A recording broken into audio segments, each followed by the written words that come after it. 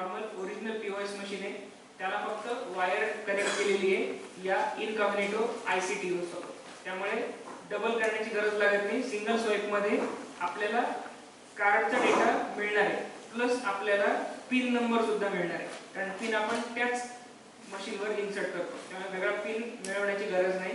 So card पण scheme होईल आणि पिन पण आपल्याला तिथेच मिळेल. सो या स्कीमर सर्व्हिस साईटवरती आपण आता डार्क वेबवर आहे. सो इथे या सगळ्या गोष्टी इझिली अवेलेबल आहेत. हे जसे तुम्हाला दिसत आहे क्रेडिट कार्ड ब्लँक तसेच सिम कार्ड सुद्धा ब्लँक अवेलेबल आहेत. इवन तुम्हाला अजून आश्चर्य वाटेल की आयफोन किंवा वेगवेगळे मोबाईल फोन्स सुद्धा असे क्लोन अवेलेबल आहेत. आपल्याला त्यांना फक्त मॅक ॲड्रेस आणि इतर जे डिटेल्स आहेत त्या द्यावे लागतात. ते immediate same to same clone phone तयार करून देऊ शकतात.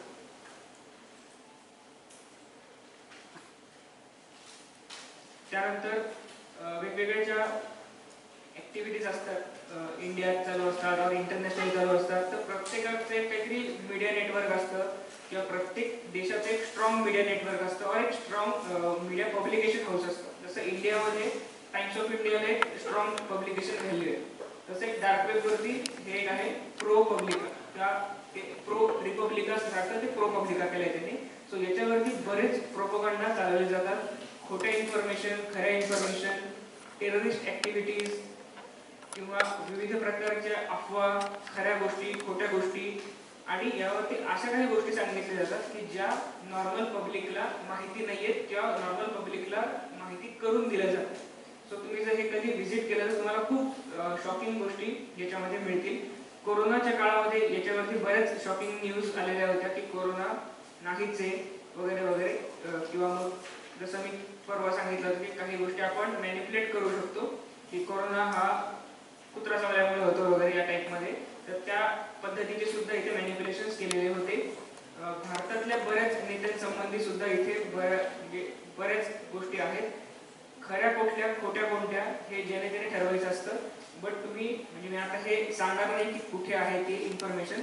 बट भारताच्या पंतप्रधानांपासून तर जुने ज्या म्हणजे दिवंगत पंतप्रधान आहेत त्यांच्यापर्यंत अनेकांच्या पर्सनल अनेक गोष्टी इथे टाकलेल्या आहेत ज्या खऱ्या असतील खोट्या असतील माहिती नाही. पण जो तो एक एंटरटेनमेंट म्हणून या गोष्टी वाचू शकतो ज्या कदाचित तुमच्यासाठी शॉकिंग नसतील.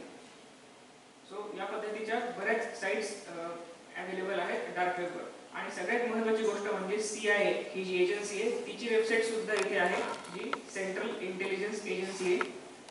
CIA स्वतःची सुद्धा वेबसाईट डार्क वेबवर टाकलेली आहे. कारण जेव्हा डार्क वेब सुरू झालेलं होतं काही वर्षांपूर्वी तेव्हा सगळ्या सायबर क्रिमिनल्सला वाटत होतं की डार्क वेबवरती फक्त आपलं राज्य आहे, इथे कोणी आपल्याला पकडू शकणार नाही. बट CIA असेल, इंटरपोल असेल, FBI असेल यासारख्या इंटरनॅशनल गव्हर्नमेंट एजन्सीजनी आपले अस्तित्व तिथे सुरू केलं आणि आम्ही सुद्धा डार्क वेबवर आहोत. आम्ही सुद्धा बघू शकतोय. पकडू शकत नाही हा भाग वेगळा. बट ते थोडासा धाक तयार होतो की CIA सुद्धा डार्क वेबवर आहे. सो इथे CIAच्या ज्या गोष्टी आहेत या CIAच्या सरफेस वेबवरच्या वेबसाईटवरती या गोष्टी दिसणार नाहीत. CIAच्या डार्क वेबवरती जी वेबसाईट आहे इथे तुम्हाला या गोष्टी दिसतील की ज्या नॉर्मल वेबसाईटपेक्षा वेगळ्या आहेत. ज्या पद्धतीने या वेगवेगळ्या साईट्सवरती अफवा पसरवल्या जातात तर त्या डार्क वेबच्या अफवा खऱ्या आहेत, खोट्या आहेत, टेररिस्ट ॲक्टिव्हिटीज ज्या आहेत त्या आम्हाला कळत आहेत वगैरे या विषयावरती इथे आर्टिकल्स लिहिलेले आहेत. तुम्ही तुमच्या स्टुडंटला सुद्धा सांगू शकता की डार्क वेबवरती जर तुमचं थोडंफार सायबर सिक्युरिटीचं नॉलेज असेल तर तुम्ही CIA किंवा इतर गव्हर्नमेंट एजन्सीजसाठी वर्क फ्रॉम होमचे सुद्धा काही व्हॉलेंटरी काम करू शकता ज्यामध्ये तुम्हाला फक्त डार्क वेबवरतीच काम करायचं असतं. सो तुम्हाला इथे जर ब्लू जॉबवरती गेले तर तुम्हाला बरेच जॉब्स दिसतील. ते ऑलमोस्ट टेक्निकल, नॉन टेक्निकल किंवा थोडेसे हिडन जॉब असतात. म्हणजे आता तुम्हाला वाटत असेल की हा अकाउंटंटचा जॉब आहे तर ते लिहिलंय अकाउंटंट पण तो जॉब अकाउंटंटचा नाही आहे. सो बेसिक खूप कॉमन गोष्ट आहे. बट हे जॉब्स और या प्रकारचे करिअर ऑप्शन सुद्धा अवेलेबल आहेत जे फक्त आणि फक्त डार्क वेबवरच वर्क करतात. आणि यांचं काम आहे रोज वेगवेगळ्या साईट्स आयडेंटिफाय करणे, त्या ट्रॅक करणे आणि क्राईम किती लेवलला वाढतोय. कारण आता माणूस जिवंत विकत मिळतोय डार्क वेबवर, याच्यापेक्षा अजून वेगळा काय क्राईम असू शकतो त्याचाही आता शोध घ्यावा लागेल. डार्क वेबवरती सगळ्यात रिसेंटली 2 वर्षापासून ट्रेंडिंग जो टॉपिक चालू आहे तो म्हणजे एलियन, की एलियन एक्झिस्ट करतायत आणि डार्क वेबवरती एलियनचे पण काही नेटवर्क्स आहेत ज्या तुम्हाला साईट्स दिसतील. आता या ओनियनच्या साईट ज्या असतात तर त्यांची URL फार मोठे असतात. सो त्या URL मध्ये पण काहीतरी मिनिंग आहे असे सांगणारे पण साईट्स आहेत. एलियनचं अस्तित्व सांगणारे पण काही वेबसाईट्स आहेत. एलियन स्वतः कॉन्टॅक्ट करतात असे पण काही साईट्स आहेत. सो डार्क वेब पूर्णपणे इंटरेस्टिंग सब्जेक्ट आहे सायबर सिक्युरिटीतला किंवा आपण इथिकल हॅकिंग मधला म्हणू शकतो. फक्त कोण त्याचा कसा वापर करतो त्यावर डिपेंड आहे. सो आता एक साईट आहे टॉर्च नावाची. याच्यावरती तुम्हाला दिसतील फक्त advertisement, but he advertisement site नाहीये.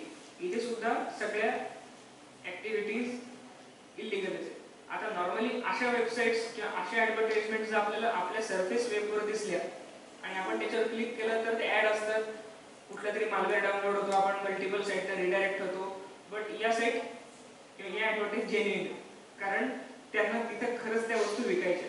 सो आता इथं आपण जर मेडिसिन्स वगैरे बघितलं तर इथं तुम्हाला ड्रग्स किंवा मगाशी दाखवले त्याप्रमाणे जे मेडिसिन्स लिगली देणं चुकीचं आहे त्या गोष्टी इथे अवेलेबल आहेत.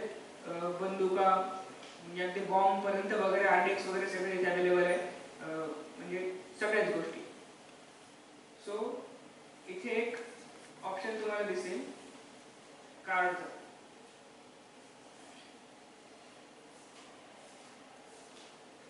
इथे तुम्हाला पेपॅलचे कार्ड वगैरे बरेच ऑप्शन्स दिसतील. बिटकॉइनचे बरेच ऑप्शन्स तुम्हाला दिसतील.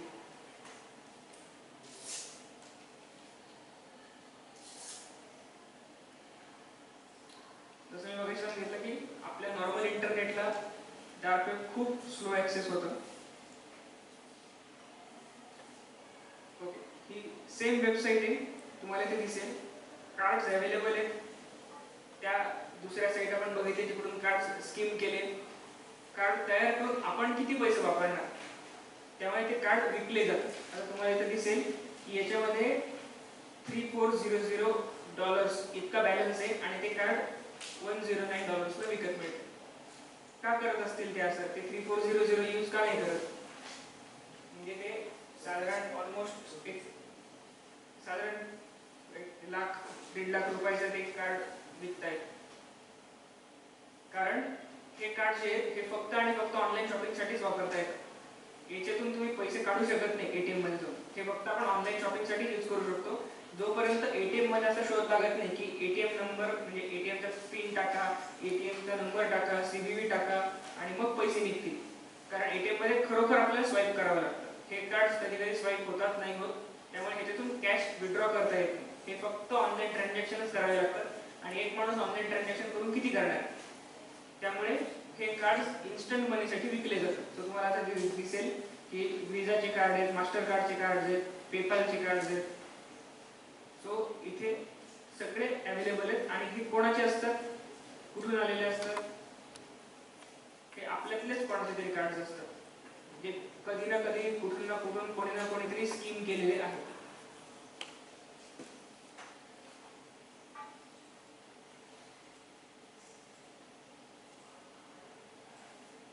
त्यासोबतच हिडन विकीवरती तुम्हाला अजून बऱ्याच गोष्टी मिळतील. जसं आता इथं नॅशनल पोलीस ऑफ नेदरलँड त्यांनी सुद्धा स्वतःची वेबसाईट इथं ओपन केलेली आहे.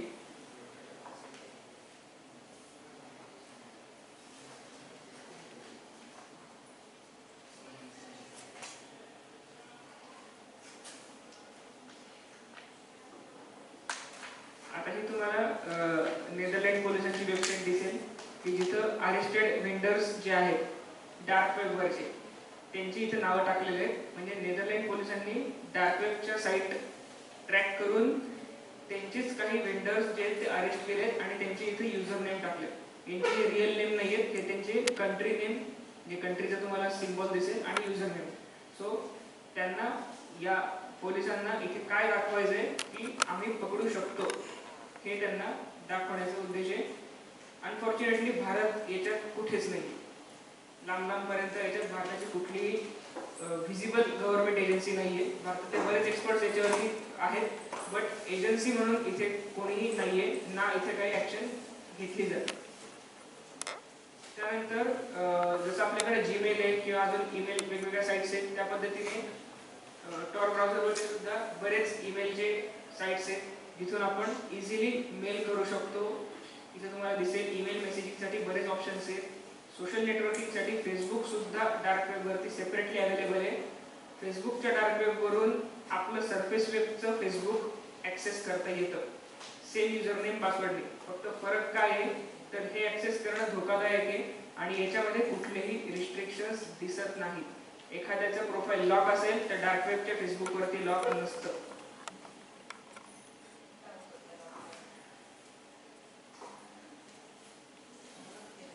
सो इथून जर एखाद्याने रजिस्टर केलं ईमेलसाठी, परत एकदा सांगतो हे करणं लीगल नाहीये बट इलिगल आहे असंही नाहीये. सो ज्याचं त्याचं लॉजिक आहे ते त्या पाठीमागे. मग अशी पोलिसांनी पण तेच सांगितलं, फक्त त्यांनी थोडं वेगळ्या भाषेत सांगितलं की ते कायदेशीर आहे आणि कायदेशीर नाही. सो कारण कायदा नाही आहे तसा, बट नाही पकडला गेला तरी म्हणजे कायदा नाहीच आहे. म्हणजे आता बऱ्याच ठिकाणी लिहिलेलं असतं की इथे गाडी पार्क करू नका, पण तिथंच करतात. थुंकू नका लिहिलेलं असतं त्याच्यावरच थुंकतात. इथे तुम्हाला रजिस्टरचं पेज दिसेल. युजर नेम पासवर्ड काही फार इथं व्हेरिफिकेशन नाहीये, व्हॅलिडेशन नाहीये. फक्त एक तुमचं युजर नेम टाकायचं, पासवर्ड टाकायचं, सबमिट करायचं, तुमचं ईमेल आयडी क्रिएट होऊन जाईल mail2tor.com नावाने. इथून तुम्ही कोणालाही मेल पाठवा, धमकी पाठवा, काहीही पाठवा, ट्रॅकच होते. कारण ही mail2tor नावाची जी कंपनी आहे, सो ही कंपनीच डार्क वेबवर आहे आणि यांचं काय अस्तित्वच नाहीये, कुठेही एक्झिस्टन्स नाही. त्यामुळे हेही ट्रॅक करणार नाही, हेही सेव्ह करत नाही आणि यांच्यापर्यंत आपण कम्युनिकेशन करू शकत नाही. पोलिसांकडूनही नाही, गव्हर्नमेंटकडूनही, कारण त्यांचं अस्तित्वच नाहीये. आणि म्हणजे आता जे मी तुम्हाला म्हणतो की अस्तित्व नाहीये ते म्हणजे नक्की काय असतं. जसं मी तुम्हाला सांगितलं, यांचं कुठेही सर्व्हर नाहीये, कुठे होस्टिंग करत नाही, कुठेही डोमेन रजिस्ट्रेशन नाहीये. जे काय ते सगळं लॅपटॉपवर आहे. इथं दिसताना तुम्हाला दिसेल की हा US मधून वेबसाईट आहे, UK मधून वेबसाईट आहे किंवा अगदी फार अंटार्क्टिका मधून वेबसाईट आहे. बट हा माणूस नाशिकमध्ये एका कोपऱ्यात बसून सुद्धा करू शकणार असू शकतो, कारण तेवढी पॉवर आहे डार्क वेबची.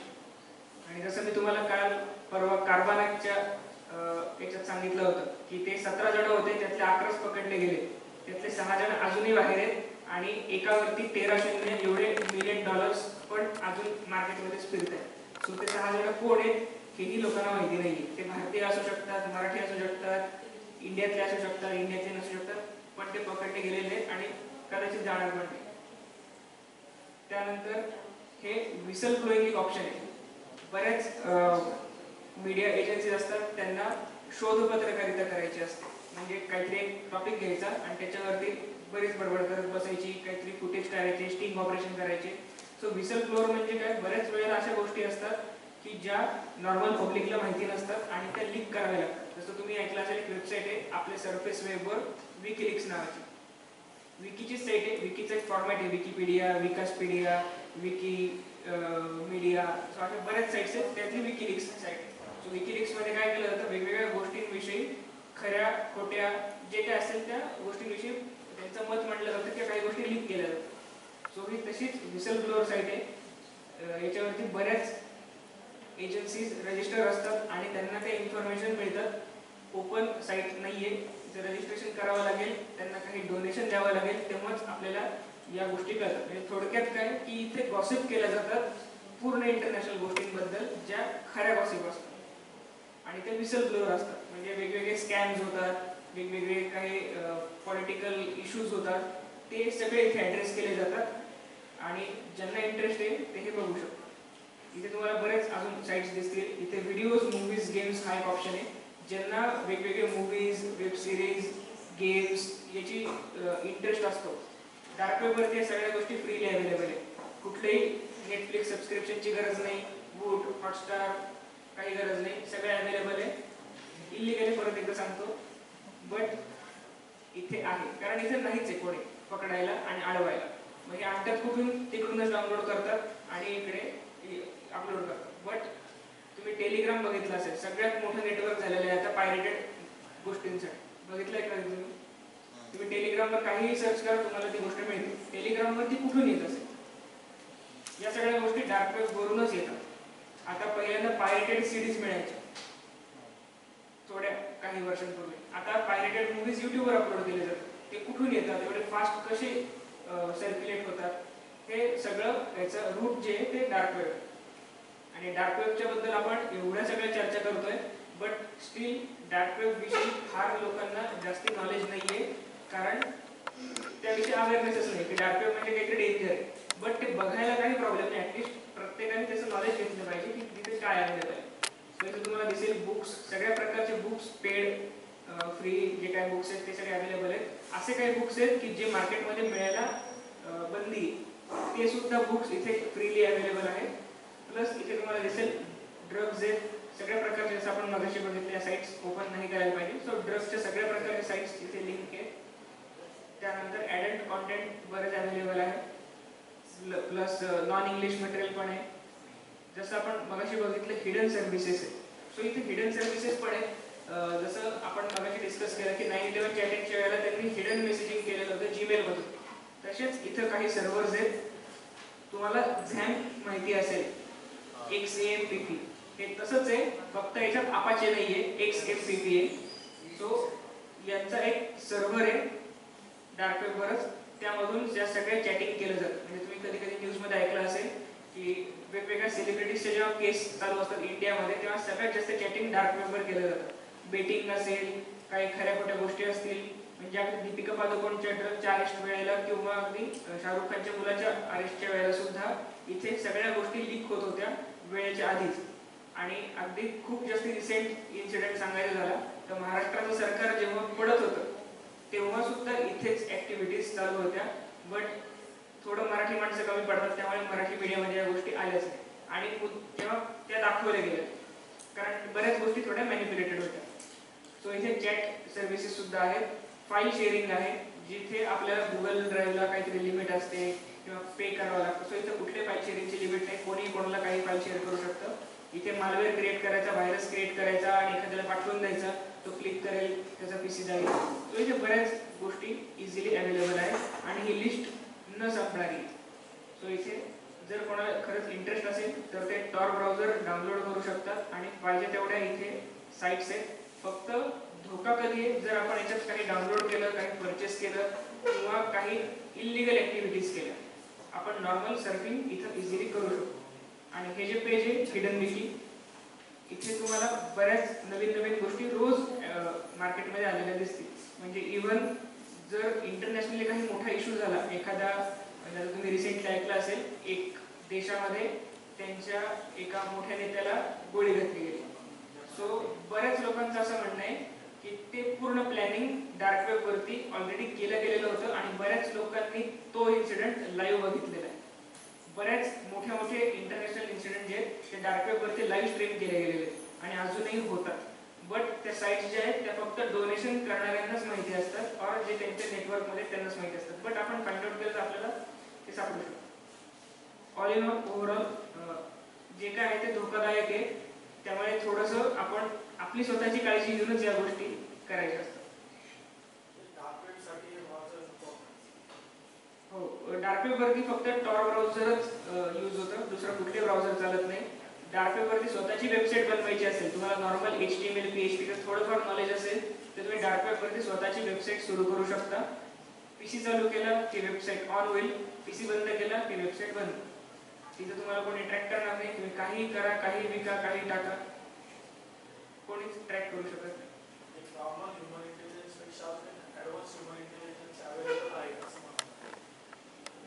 आता जर आपण नाही, तोच मी आता तेच बोलणार होतो. आपण डार्क वेब वरती जर बोलतोय तर डार्क वेब ही गोष्ट अशी आहे की जी अचानक मार्केटमध्ये आली. कोणी सुरू केली, कशी सुरू केली, याच्यात नवीन नवीन गोष्टी कुठून येतात कोणालाच माहिती नाही. डार्क वेबचा फाउंडर कोण आहे कोणालाच माहिती नाही. टॉर ब्राउझर जे ही बनवणारी कंपनी नाहीये, हे पण एक क्राउड सोर्सिंग नेटवर्क आहे. याच्यामध्ये ओपन सोर्सली वेगवेगळे डेव्हलपर्स एकत्र येऊन हे बनवतात. जसं तुम्ही वर्डप्रेस नाव ऐकलेलं असेल, वर्डप्रेस एक प्लॅटफॉर्म आहे ज्याच्यावरती वेबसाईट्स बनवता येतात.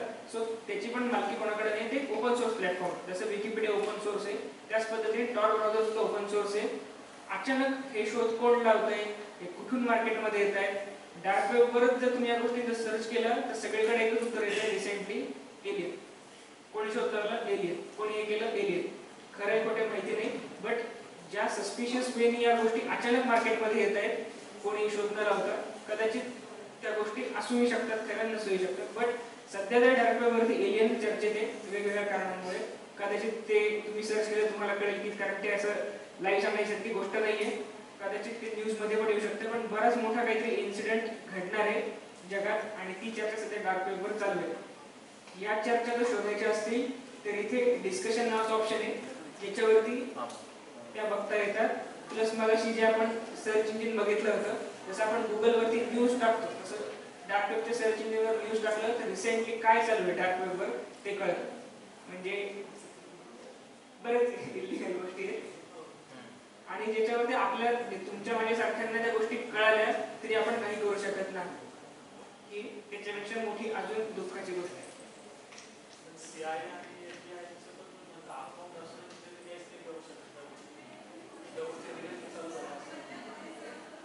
आता ऑप्शनच नाही, कारण तिथं माणूस जर पकडला गेला तरच आपण एक त्याचं काही करू शकतो. जर तो माणूस पकडला जात नसेल तर ऑप्शनच.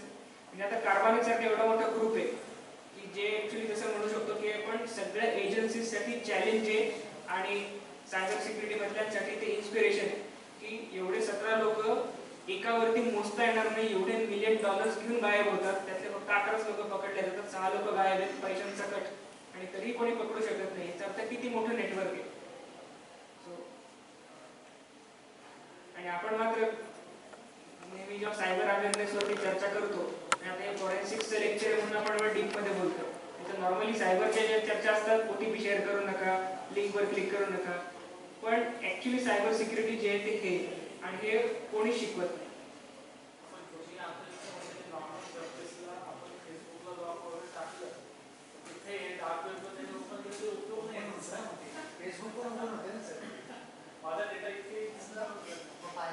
तेच आता नेमकं कसं आहे की आपण फेसबुकचे जेव्हा प्रिकॉशन्स सांगतो तेव्हा डार्क वेब हे पब्लिकली नाही सांगताय, आणि सांगितलं तरी लोकांना अच्छा ओके, कारण लोकांना फेसबुकच माहित नाही, तर डार्क वेबचं फेसबुक तर किती लांबची गोष्ट आहे.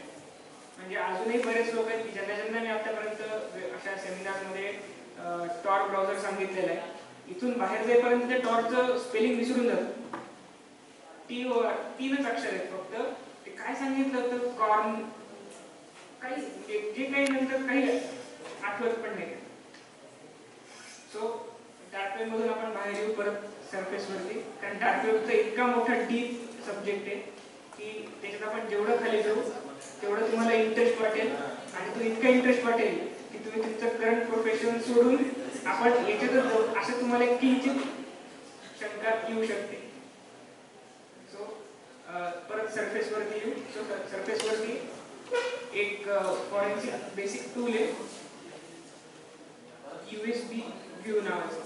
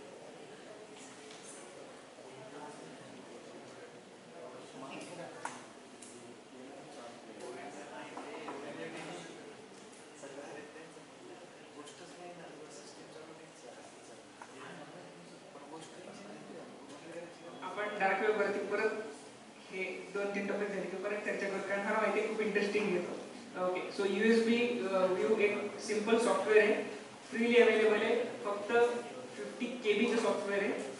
सो ते सॉफ्टवेअर डाउनलोड आपण फ्रीली करू शकतो. ही जी वेबसाईट आहे निरसॉफ्ट नावाची, त्यावर हे सगळे सॉफ्टवेअर्स अवेलेबल आहेत. त्याच्यावरती टोटल 1000 पेक्षा जास्त सॉफ्टवेअर्स अवेलेबल आहेत फ्रीली, बट आपण त्यातले जे काही युजफुल आहेत तेच फक्त आपण बघणार.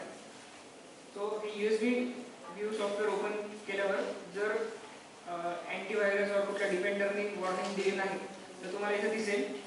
सो हे USB रिव्ह्यू किंवा USB रिव्ह्यू सॉफ्टवेअर काय तुम्हाला इथे दिसेल की आतापर्यंत माझ्या लॅपटॉपला जेवढे जेवढे USB अटॅच केले गेलेले तेवढ्या सगळ्यांचं इथं रेकॉर्ड आहे.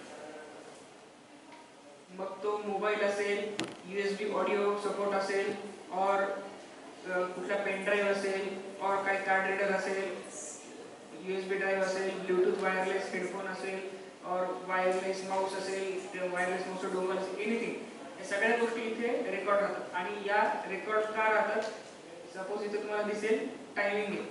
फॉर एक्झाम्पल, जर एखाद्या पर्टिक्युलर सस्पेक्टचा और टेररिस्टचा जर लॅपटॉप जप्त केलाय आणि त्या लॅपटॉपवरती काय काय ऍक्टिव्हिटीज झालेली आहे, म्हणजे तिथे कोणी पेनड्राईव्ह लावला होता का, काही कॉपी केलं होतं का, काही ब्राउज केलं होतं का, हे चेक करायचं असेल तर त्यासाठी सॉफ्टवेअर यूज केलं जातं. सो इथे आपल्याला टाइम दिसेल की फर्स्ट टाइम ते पर्टिक्युलर डिव्हाइस जे ते कधी कनेक्ट केलंय. सो इथे 2.4 माऊस दिसतोय जो 14 जुलै 2022 ला कनेक्ट केलेला आहे. इथे तुम्हाला एक व्हिडिओ डिव्हाइस दिसेल, इथे एक पेनड्राईव्ह दिसेल. सो इथे आपल्याला त्याचा डेट टाइम दिसतो की कधी ते ऍक्सेस केले गेले. सो याचा यूज त्याच गोष्टीसाठी होतो. प्लस आपण त्याच्यावर जर डबल क्लिक केलं तर आपल्याला त्याची थोडी डिटेल इन्फॉर्मेशन मिळते, ज्यामध्ये आपल्याला त्या पेन ड्राईव्ह और जे काही सिस्टीम आहे त्याबद्दलची डिटेल इन्फॉर्मेशन मिळते की तो डिव्हाइसचा टाईप काय आहे. जसा पेन ड्राईव्ह आहे तर तो मास स्टोरेजसाठी आहे, त्याच्यानंतर तो सेफ होता का नाही वगैरे वगैरे सगळ्या गोष्टी. जी आपल्याला महत्त्वाची गोष्ट आहे ती म्हणजे सिरियल नंबर आणि त्याचा डेट आणि टाईम, याच गोष्टी महत्त्वाच्या असतात. कधी कधी काय होतं की सस्पेक्टकडे किंवा मल्टिपल सस्पेक्ट्स असतात. सपोज एक सस्पेक्ट जो आहे तो पुण्याहून पकडला गेलाय, एक सस्पेक्ट जो आहे तो दिल्लीहून पकडला गेलाय. ते काहीतरी हिंदू मुसलमान काहीतरी घोषणा देण्यासाठी किंवा मग काहीतरी वाद पसरवण्यासाठी त्यांच्यावर काही गुन्हा दाखल आहे. त्या पेन ड्राईव्ह मध्ये असं काही कंटेंट आहे की जे इलिगल आहे, आणि जो सेकंड वाला माणूस आहे पुण्यातला ज्याचा लॅपटॉप जप्त झालेला आहे तो म्हणतोय की मी या माणसाला ओळखतच नाही आणि मी त्या पेन ड्राईव्हला ओळखत नाही. सो त्या पेन ड्राईव्हला एक सिरियल नंबर असेल, पेन ड्राईव्ह सुद्धा आपल्याला स्कॅनिंग करता येतं. तो सिरियल नंबर आणि हा सिरियल नंबर मॅच झाला आणि जर तो टाइम मॅच झाला याचा अर्थ तो पेन ड्राईव्ह त्याने त्या लॅपटॉपला लावलेला होता. हे प्रूफ जे असतात हे कोर्टात द्यावे लागतात.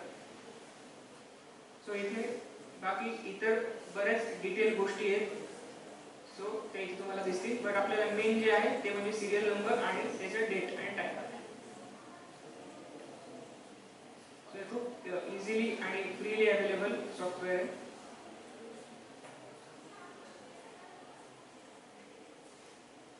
त्यानंतर वायरलेस की व्ह्यू नावाचे सॉफ्टवेअर आहे. वायरलेस की व्ह्यूचा यूज काय होतो तुम्हाला नावातच लक्षात आलेलं असेल. वायरलेस की व्ह्यू म्हणजे तिथे आपल्याला काहीतरी वायफाय रिलेटेड गोष्टी आहेत. सो याच्यामध्ये आपल्याला आतापर्यंत माझ्या पीसीला कुठले कुठले वायफाय कनेक्ट केले गेलेले होते आणि त्यांचे पासवर्ड्स काय आहेत ते इथे आपल्याला दिसतं.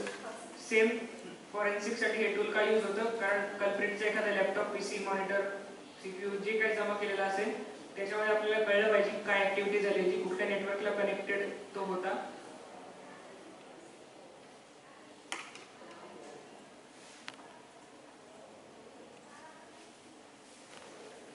फॉर एक्झाम्पल, सपोज एका सस्पेक्ट वरती जर आरोप आहे,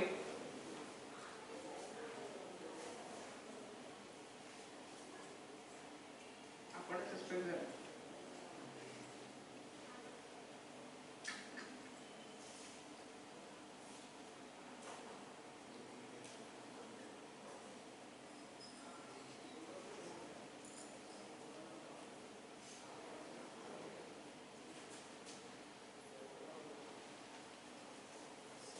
आपल्याला ऍक्सेस नाही करता येत. ओके, याच्यात काय होतं की जेव्हा आपण ॲप ओपन करतो तेव्हा आपल्याला तिथे वायफायचे नेम्स दिसतात. त्या वायफायचे जे काही की टाईप आहे, जसं आपण काल बघितलं होतं WPS, WPA, WPA 1 2 3, त्याचा कुठला फॉर्मॅट आहे आणि त्याचा जो काही पासवर्ड स्टोअर केलेला आहे तो सुद्धा पासवर्ड आपल्याला इथे दिसतो. बऱ्याच वेळेला वायफायचा पासवर्ड आपण विसरतो किंवा आपल्याला माहिती नसतो, किंवा एखाद्या ओळखीच्या व्यक्ती त्याच्या लॅपटॉपमध्ये पासवर्ड माहिती असून सुद्धा स्टोअर असून सुद्धा सांगत नाही, तेव्हा हे ॲप आपण हे सॉफ्टवेअर यूज करून आपण तो पासवर्ड व्ह्यू करू शकतो.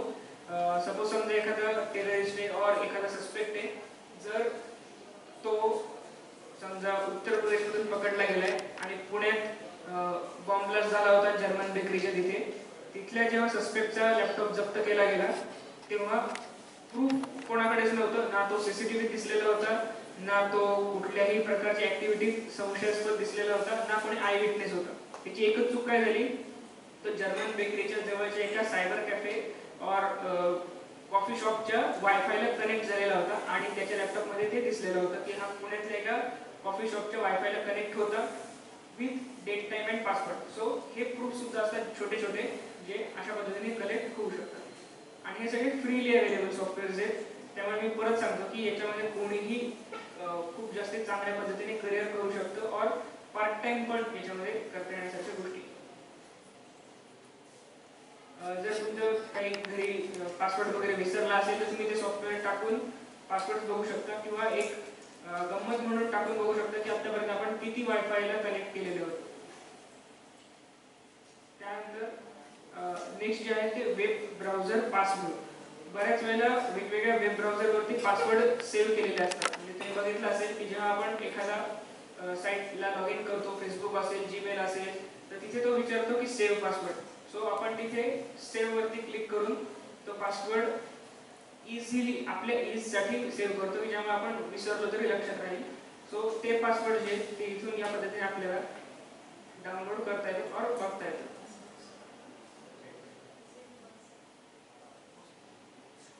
हे पण स्टॉप. मोस्टली ज्या काही म्हणजे आता हे इलिगल ऍक्टिव्हिटीज नाही आहेत बट ते फायरवॉलमुळे ते इलिगल वाटत असतील. तुम्हाला इथे दिसेल की वेबसाईटचं नाव दिसतं, त्यानंतर ती कुठल्या ब्राउझरवरती स्टोअर केलेला आहे पासवर्ड, त्याची युजर नेम आणि पासवर्ड हा प्लेन टेक्स्टमध्ये आपल्याला दिसतो. हे का करावं लागतं? त्याच्यात चुकी जरी डिलीट म्हणजे आपण पासवर्ड सेव्ह नसते डिलीट केले स्टिल ते इथे दिसू शकतं. म्हणजे तुम्ही ब्राउझर मधनं डिलीट केले असेल हिस्ट्री डिलीट केली नाही, हिस्ट्रीचा तर नाही संबंध, बट तुम्ही गुगल क्रोमला जर केले तर इथे ऑटोफिल नावाचा एक ऑप्शन आहे. ऑटोफिल मध्ये पासवर्ड्स आहेत. तर पासवर्ड्स मध्ये आपले सगळे पासवर्ड जे आहेत आपण सेव्ह केलेले असतात क्रोमला और त्या ब्राउझरला ते तिथे सेव्ह असतात. तिथे जे पासवर्ड्स आहेत ते तर कॅप्चर होतीलच, प्लस काही वेळेला हे पासवर्ड आपण डिलीट करतो किंवा रिनेम करतो तर ते सगळे पासवर्ड सुद्धा या सॉफ्टवेअर मध्ये आपल्याला दिसतात. म्हणजे कंप्लीट हिस्ट्री जरी ते आपण डिलीट केलेले असेल तरी हिस्ट्री नाही, पासवर्ड्स युजर नेम पासवर्ड. आणि ह्याचा उपयोग मेनली का होतो कारण वन क्लिक आपण पासवर्ड ट्रान्सफर करू शकतो. तर सेव्हचं बटन आहे. जेव्हा कुठल्या सस्पेक्टचा और कोणाचाही लॅपटॉप पीसी जप्त केला जातो तेव्हा त्याचे सगळे user name password immediate capture करणं गरजेचं असतं. जसं तुम्ही वेगवेगळ्या मूव्हीजमध्ये वगैरे बघितलं असेल की कोणीतरी अचानक ऑफिसमध्ये जातं एक गुप्त हेअर टाईप आणि त्याच्या पीसीला सॉफ्टवेअर लावून त्याचे सगळे पासवर्ड चोरून घेतात आणि निघून जातात. सो हे आत्ता मार्केटमध्ये सध्या चालू आहे. हे सॉफ्टवेअर पर्सनली जाऊन टाकण्याची पण गरज लागत नाही. लिंक थ्रू पण सॉफ्टवेअर डाउनलोड होतं आणि पासवर्ड कॅप्चर केले जातात. कदाचित कुठलेच सॉफ्टवेअर डाउनलोड होणार नाही. जसं मॅडम आता बोलल्या की ब्राउझिंग हिस्ट्री, तर ब्राउझिंग हिस्ट्री पूर्ण डिलीट केलेली असेल तरी सुद्धा बघणारं एक सॉफ्टवेअर आहे. ते सुद्धा फ्रीली अवेलेबल आहे. ते म्हणजे browsing history view. Browsing history view दोन प्रकारचे गैरसमज असतात. एक म्हणजे इनकॉग्निटो मोड मध्ये ओपन केलं की हिस्ट्री राहत नाही आणि दुसरं म्हणजे हिस्ट्री डिलीट केली की दिसत नाही. हे दोन्ही गैरसमज आहेत. या सॉफ्टवेअर मधून किंवा असे अनेक सॉफ्टवेअर्स आहेत हे तर फ्री आहे. पेड सॉफ्टवेअर जे असतील त्यामध्ये पेज बाय पेज हिस्ट्री सुद्धा दिसते कारण ते आपल्याच पीसीवर स्टोअर होत असतं. सो या सॉफ्टवेअर मधून आपण इझिली सगळी हिस्ट्री विथ डेट टाइम, किती पेजेस ओपन केले होते, किती वेळा व्हिजिट केलेलं आहे, कोणत्या ब्राउझर यूज केलंय, या सगळ्या गोष्टी बघता येतात. आणि यासोबतच अजून एक जे आहे ते म्हणजे क्रोम कॅश व्ह्यू. आता CHACHE याचा ऍक्च्युअली विचार कॅश आहे, बट बरेच लोक जसे कॅचे किंवा अजून काय काय करतात. बट क्रोम कॅश व्ह्यू जे आहे त्याच्यामध्ये आपल्याला कॅश मेमरीमध्ये ज्या काही गोष्टी स्टोअर असतात म्हणजे आपण त्या सर्व केलेल्या असतील नसतील त्या आपण सेव्ह केलेल्या असतील किंवा नसतील, बट त्या आपल्या कॅश मेमरीमध्ये झालेल्या असतात, त्या सगळ्या आपण बघू शकतो.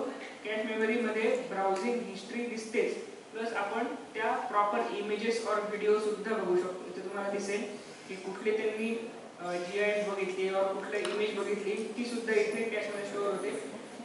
बघितलेली म्हणजे ओपन केलेली असेल ती कॅशमध्ये स्टोअर झालेली असते.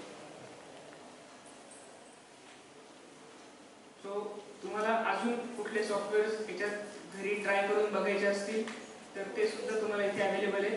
सो इथं निरसॉफ्ट नावाची वेबसाईट तुम्ही नोट करून ठेवा. इथे ऑप्शन्स वाईज दिलेले आहेत. सगळे युटिलिटीज, पासवर्डचे टूल्स आहेत, सिस्टीम टूल्स आहेत, ब्राउझरचे टूल्स आहेत. ब्राउझर म्हणजे ब्राउझर रिलेटेड एव्हरी ॲक्टिव्हिटी तुम्ही करू शकता. Cookies, cash, password, browsing history, deleted history, प्रत्येक गोष्ट तुम्ही इथून चेक करू शकता.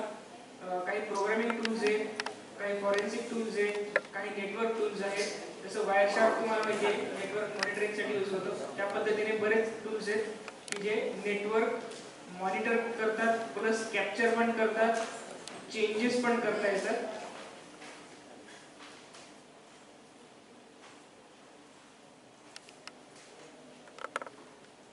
सो निरसॉफ्टच्या नंतर निरसॉफ्टवरती सगळ्या गोष्टी अवेलेबल आहेत. एक वेबसाईट आहे किड लॉगर नावाची, फ्री नाही आहे बट ट्रायल पिरियडमध्ये आपण ती यूज करू शकतो. किड लॉगर तुम्हाला नावावरूनच कळेल, किड वरती लक्ष ठेवण्यासाठी ती आहे. स्पायर किंवा इतर गोष्टीत आहेतच, पण किड लॉगरचा यूज होतो जर तुमच्याकडे कोणी लहान मुलगा असेल, मुलगी असेल, यांच्यावर तुम्हाला लक्ष ठेवायचं असेल, और याचे बरेच अदर पर्पज सुद्धा आहेत. सो किड लॉगरसाठी किड लॉगरच्या वेबसाईटवरती व्हिजिट करायचं. डिरेक्टली तुम्ही लॉग इन विथ गुगल वगैरे करू शकता. तुम्हाला इथं जर काही पेमेंट वगैरे करायचं असेल तर ऑप्शन्स दिलेले आहेत. और मॅक, विंडोज, अँड्रॉइडवरती सुद्धा अवेलेबल आहे आणि लिनक्स ऑपरेटिंग सिस्टीमवरती करू शकता. ॲप किंवा डाउनलोड जे काही सॉफ्टवेअर आहे ते केल्यानंतर साधारण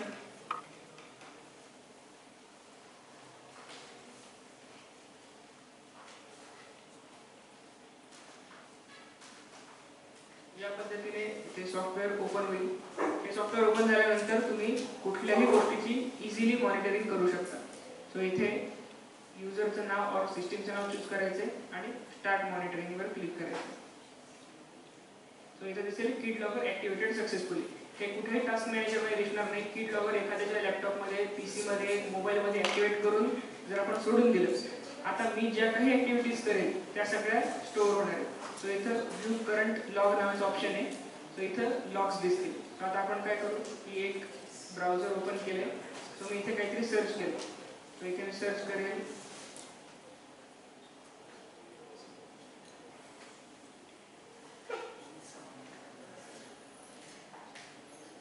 काहीतरी सर्च केलं. आता जर इथे आपण सॉफ्टवेअरवर आलो, व्ह्यू करंट लॉग, तर इथे आपल्याला बऱ्याच गोष्टी ज्या आहेत त्या इथे दिसतात. सो इथे आपल्याला फक्त ओपन झालेलं दिसते.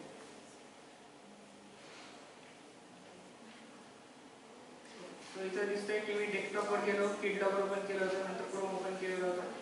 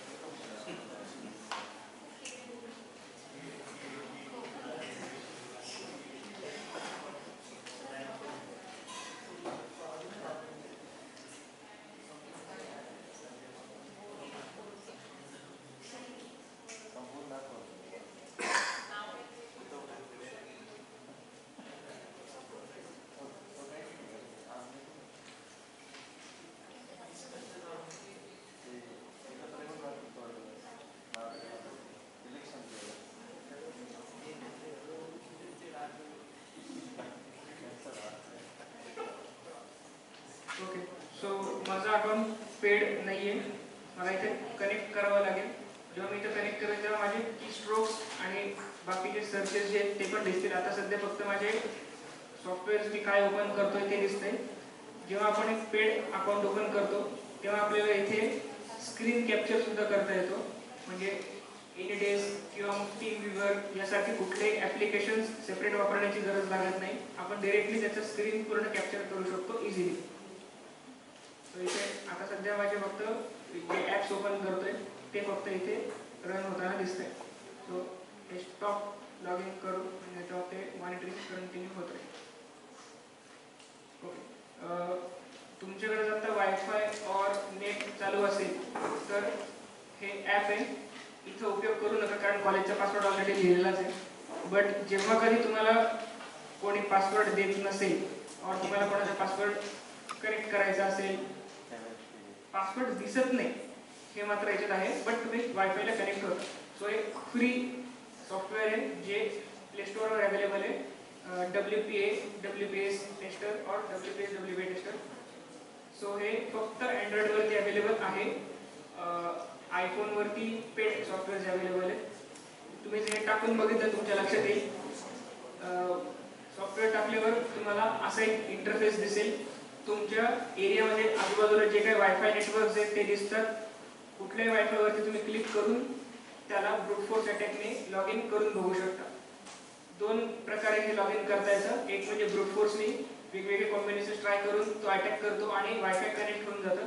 सेकंड वे जो आहे तो म्हणजे डिक्शनरी अटॅक असेल किंवा अदर टाईपचे अटॅक्स असतील त्यासाठी आपल्याला अँड्रॉइड रूट केलेलं गरजेचं असतं. जर तुमचा मोबाईल रूटेड नसेल तर तुम्ही या पहिल्या वेळी इझिली करू शकता आणि याच्यात कुठलंही वायफाय इझिली कनेक्ट करता येतं.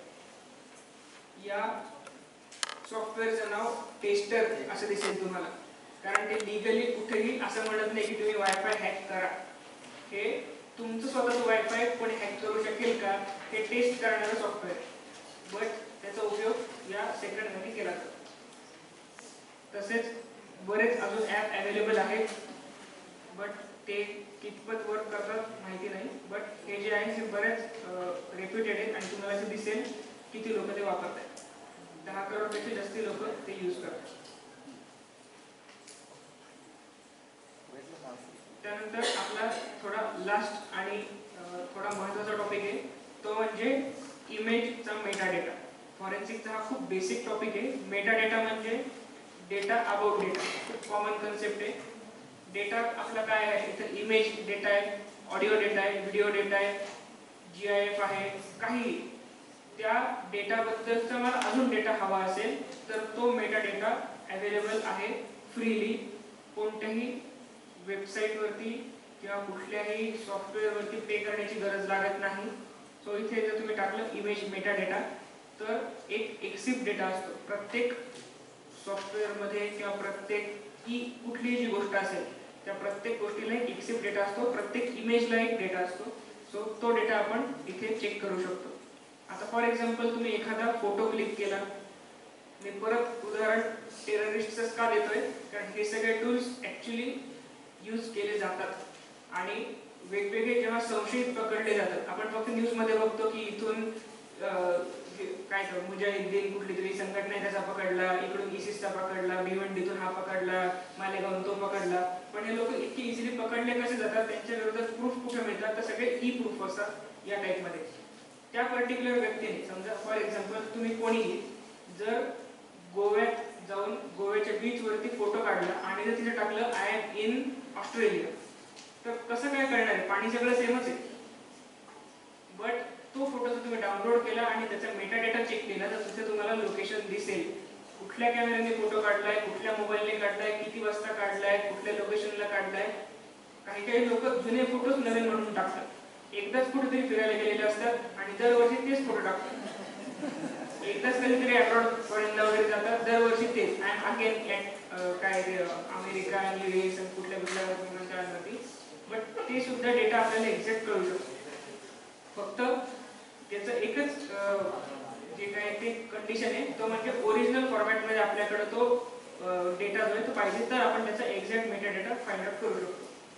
सो इथे दोन साइट्स आहेत. इथे तुम्हाला दिसेल एक्झिट डेटा आणि एक मेटा डेटा 2.go.com. सो इथे आपण काही फोटोज टाकून बघू. तर आपण फोटोजसाठी इथे सर्च करून बघूया. आणि हे तुम्ही तुमच्या मोबाईलवरती आता लगेच करून बघू शकता किंवा घरी तुमचं नेट जर नसेल तर घरी सुद्धा बघू शकता.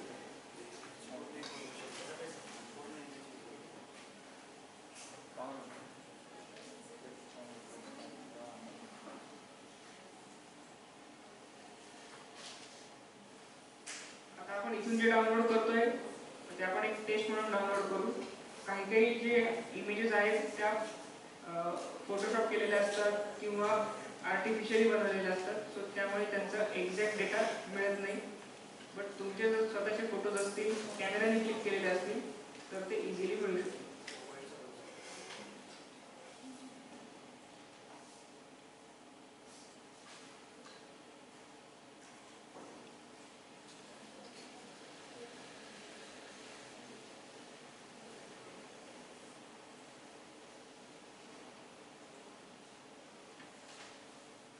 सो इथे आपल्याला हा आपण एडिटेड फोटो केलेला आहे. त्याची फारशी इन्फॉर्मेशन नाही आलेली, फक्त त्याची काही बेसिक इन्फॉर्मेशन आलेली आहे.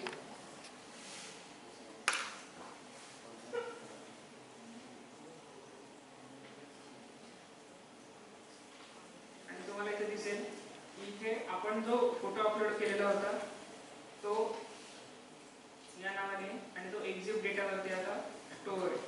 म्हणजे त्याने आता हा डेटा जो आहे तो अपलोड करून घेतलेला आहे. नेक्स्ट टाइम जेव्हा कधी याबद्दल त्यांना इन्फॉर्मेशन अजून मिळेल तेव्हा ते याच पेजवरती अजून अपडेट करतील. ही जी दुसरी साईट आहे याच्यावरती पण आपल्याला साधारण तोच डेटा मिळालेला आहे. बट फक्त इथं फरक एवढाच आहे की आपल्याला इथं हेडर फाईल्स मिळालेले आहेत काही.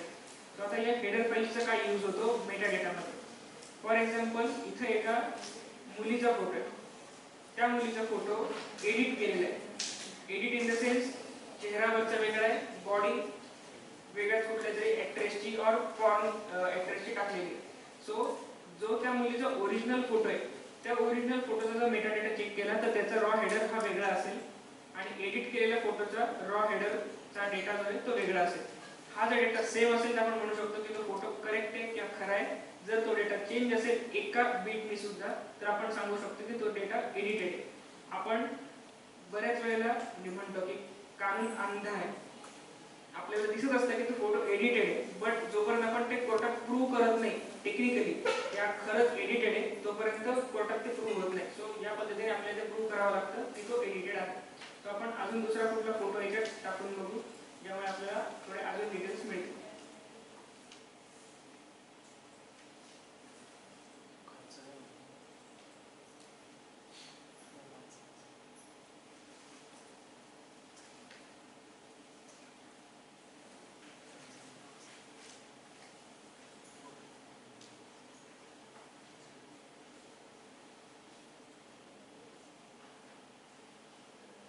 आपण बऱ्याच ठिकाणून कॉपी करून आलेला फोटो आहे.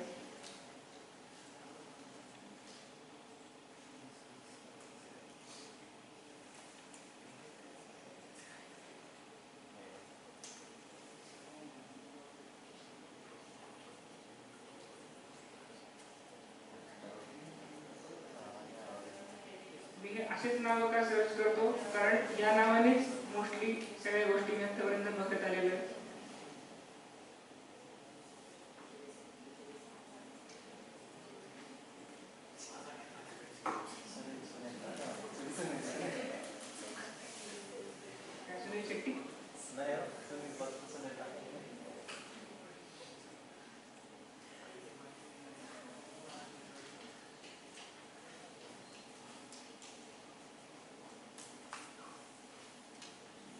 सो इथं पण आपल्याला काही बेसिक इन्फॉर्मेशनच मिळाली आहे त्या फोटोबद्दल. इथे पण आपल्याला त्याचे जे काही मेगापिक्सेल्स आहेत किंवा इतर ज्या गोष्टी आहेत आणि त्याचा रॉ हेडर मिळालेला आहे. जर आपण या कुठल्या फाईलमध्ये जर काही चेंजेस केले तर तो हा रॉ हेडर जो आहे तो चेंज होईल. प्लस इथं जो काही सॅम्पलिंगचा रेट आहे हा पण चेंज होईल.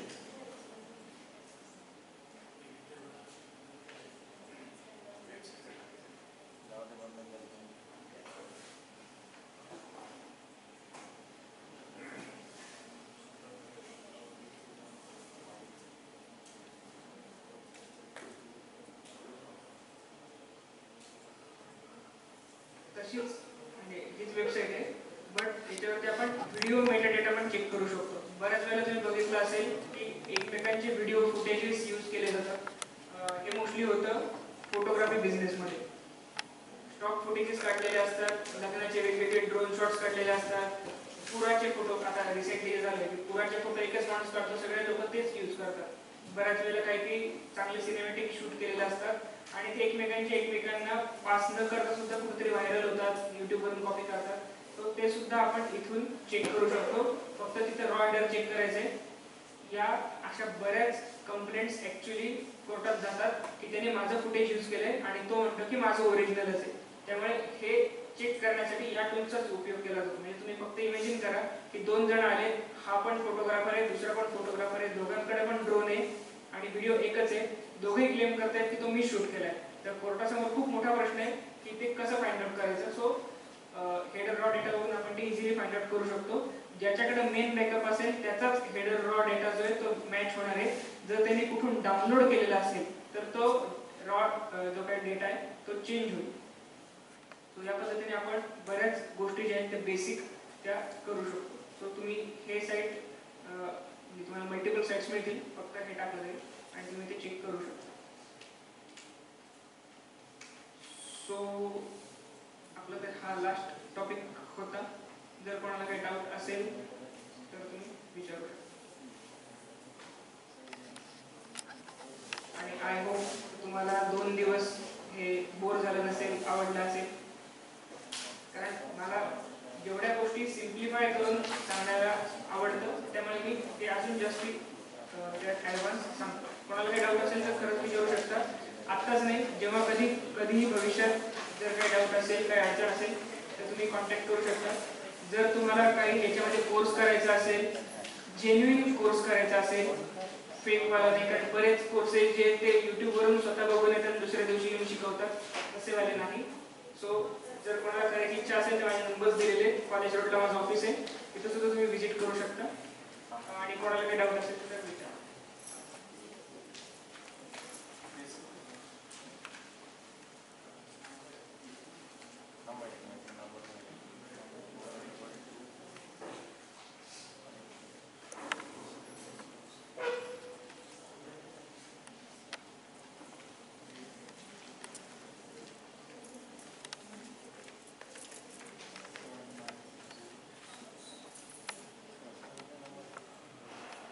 तुम्हाला डार्क वेब बद्दल पण अजून काही इन्फॉर्मेशन पाहिजे असेल तुम्ही सर्च करू शकता. तर आता जर काही विचारायचं असेल तर विचारू शकता, कारण आपल्याकडे अजून 5 मिनिट आहेत, 4 वाजता.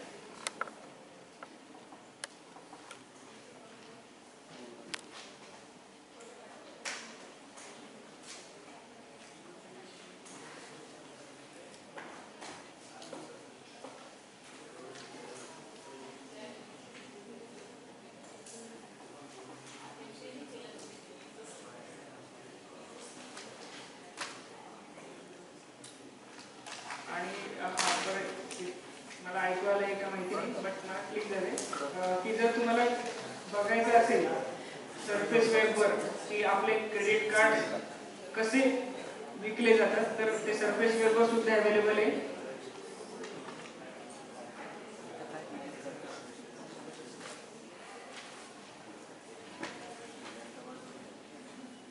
हे सरफेस वेब आहे, हे नॉर्मल क्रोम ओपन आहे आणि तुम्हाला इथे दिसेल की कार्ड अवेलेबल आहे, नाव, एक्सपायरी डेट, CVV आणि जो काही कार्डचा नंबर येतो. इथे तुम्हाला जर पाहिजे असेल इथे जनरेट वरती क्लिक करायचं, नवीन नंबर, नवीन नाव, नवीन CVV जनरेट. तुम्हाला फक्त सर्च करायचे क्रेडिट कार्ड डम्प्स किंवा क्रेडिट कार्ड जनरेटर. तुम्हाला इथे असे मल्टिपल इथे मिळतील. इथे फक्त कार्ड चूज करायचे, इथे कंट्री चूज करायची, तुम्हाला त्याच्यामध्ये किती पैसे हवे ते चूज करायचे आणि जनरेट वरती क्लिक केलं. इथे बँक्सची सुद्धा नाव आहे, इथे तुम्हाला बँकांची सुद्धा नावं दिसतील.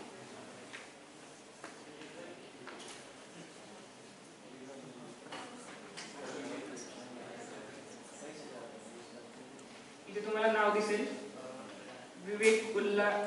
आहे इंडिया. इथे CVV फक्त हाईड आहे, पिन पण हाईड आहे, बट इथं आपण लॉग इन केलं की आपल्याला ते पण दिसेल. हे ओरिजिनल त्यांचे ॲड्रेस आणि त्यांचे जे काही ओरिजिनल कार्ड्स आहेत ते, त्याच्यात किती बॅलन्स आहे की किती लिमिट आहे त्या कार्डची ते पण इथे दिलेले आहे. आणि हे त्या लोकांना माहिती नाहीये. सो इथे मी CVV आणि पिन फक्त हाईड केलेलं आहे. सो एक पर्टिक्युलर अमाऊंटचं पेमेंट केलं की ते आपल्याला मिळेल, कारण फ्री या गोष्टीचं नाही मिळणार, बट ते सरफेस वेबवरती सुद्धा विकलं जातं. इथे पण सेम, तुम्हाला किती दिवसाची एक्सपायरी हवी आहे इथे रँडमली. सो या गोष्टी खऱ्या आहेत खोट्या आहेत ते यूज करूनच कळेल, बट इथे बरेच अवेलेबल आहेत. ही जी साईट आहे याच्यावरती इंडियन सुद्धा मिळते. सो कार्ड चोरले जातात, त्याचे डम्प्स होतात आणि ते डम्प विकले जातात आणि ते खूप स्वस्त विकले जातात. म्हणजे आता याच्यात समजा $2000 बॅलन्स आहे, साधारण 1,40,000 रुपये आहे, तर हे साधारण 4-5 हजार रुपयात विकत मिळेल. बट 1,40,000 रुपयाचं डम्प कार्ड विकत घेऊन आपल्याला 1,40,000ची खरेदी करावी लागेल ऑनलाईन. ती सुद्धा फक्त आपण ऑनलाईन आणि इंटरनॅशनल साईट्सवरच करू शकतो, कारण इंडियन साईटवर केली तर OTP आहे जो आपल्याकडे नाही. म्हणजे Amazon.in वरून खरेदी नाही करता येणार, Amazon.com वरून खरेदी करावी लागेल. इंडियामध्ये पार्सल येतं, पण 1,40,000 रुपयाची म्हणजे खूप सामान खरेदी करावं लागेल. त्याच्यावरती परत ड्युटी लागेल, ती ड्युटी आपल्याला भरावी लागेल, हे जरूर नाही आहे. त्यामुळे मग या गोष्टी फ्रीली मिळत असून किंवा स्वस्तात मिळत असून सुद्धा कोणी विकत घेत नाही. म्हणजे इथं पैसे वाटतायत बट आपण ते घेऊ शकत नाही, कारण ते महाग.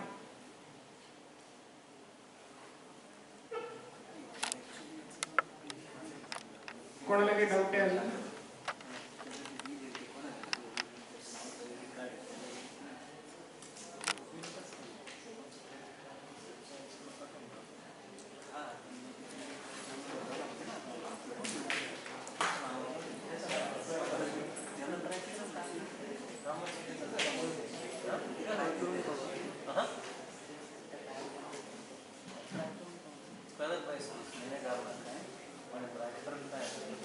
Thank you, sir, for your question.